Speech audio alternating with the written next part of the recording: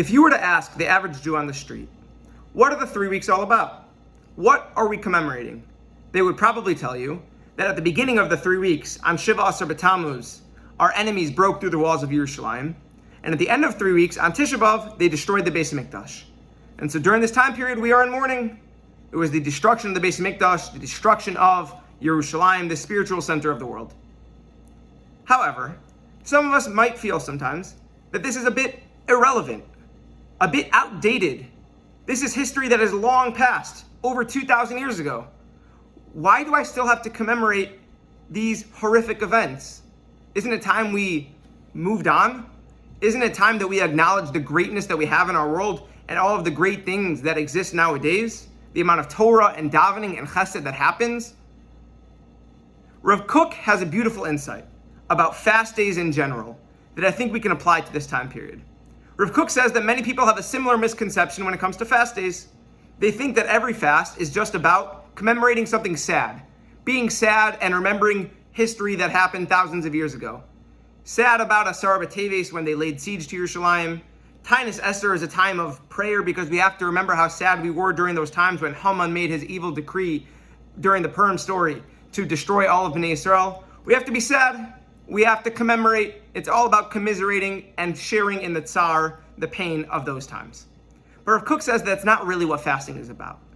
Fasting is a bit deeper than that. Fasting is about introspection, thinking about ourselves. Where can I improve? Where am I in my life and where am I going? Do I have a derech? Do I have a mahalach? Do I have a path that I am going on? What am I doing in my avodas Hashem? How am I improving every single day in serving HaKadosh Baruch Hu? And Rav Kook says this is exactly why we have to fast. Because when we fast, we have to strip away our external tavos, our external desires, all of the physical, the gashmias in the world.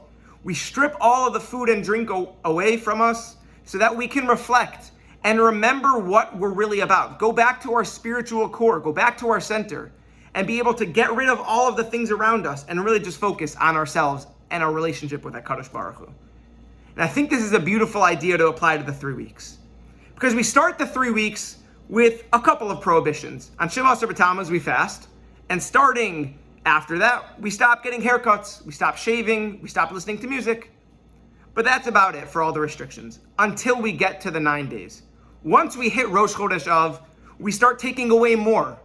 We stop eating meat, we stop drinking wine, we don't do laundry, we don't buy new clothes.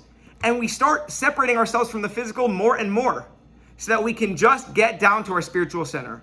All of that finally culminates on Tisha B'Av. The day itself, when we fast, we don't wear leather shoes, we don't sit on a normal chair until Chatzos, until midday. All of these things are reminders. All of these things are times for us to strip away the physical in the world, strip away from all the outside noise so that we can get down to our spiritual center, get down to what are we really about. And on Tisha B'Av specifically, we can focus on what am I doing today? What am I going to improve on in the future?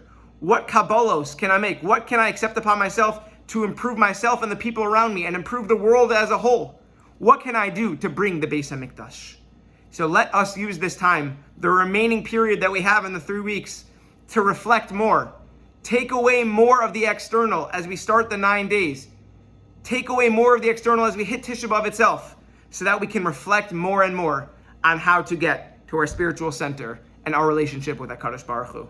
In Merit Hashem, we should be zocha to build the Beis HaMikdash bekarov biyaminu. Amen.